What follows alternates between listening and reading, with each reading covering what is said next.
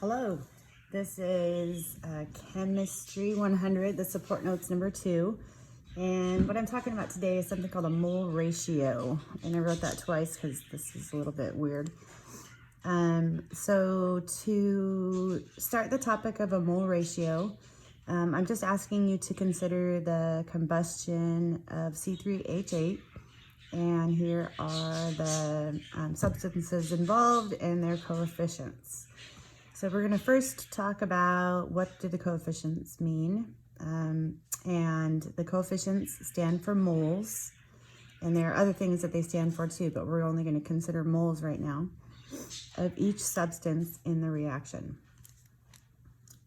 So we could say for every 1 mole of C3H8, there are 5 moles of O2 reacted. So that would be an equivalence that could come from this balanced equation. So an equivalence that comes from a balanced equation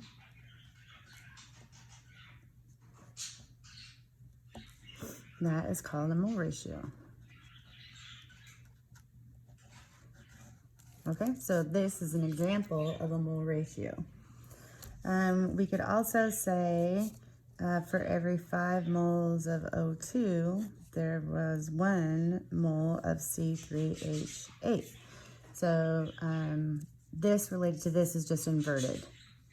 Okay, so another example of a mole ratio that could come from this reaction, you can compare any one of the two. It's like mix and match wardrobe.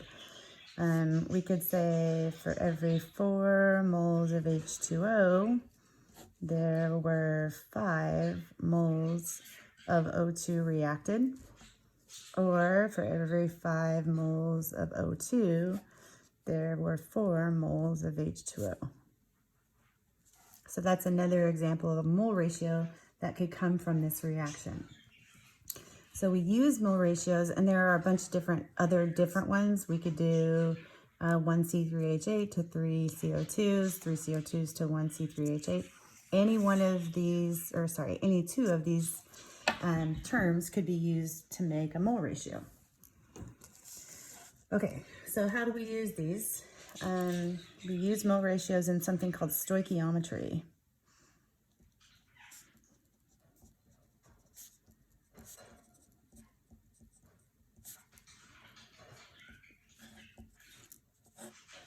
And this word, you say it like this, stoichiometry.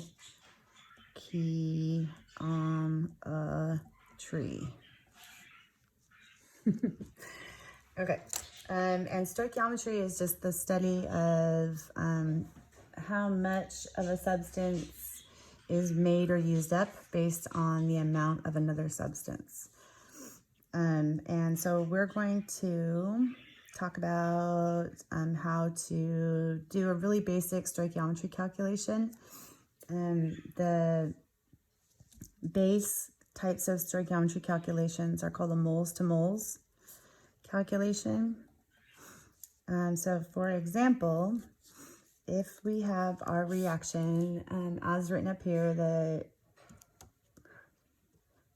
combustion of propane to make CO2 and H2O, let's say we have given if 28 moles of H2O are produced,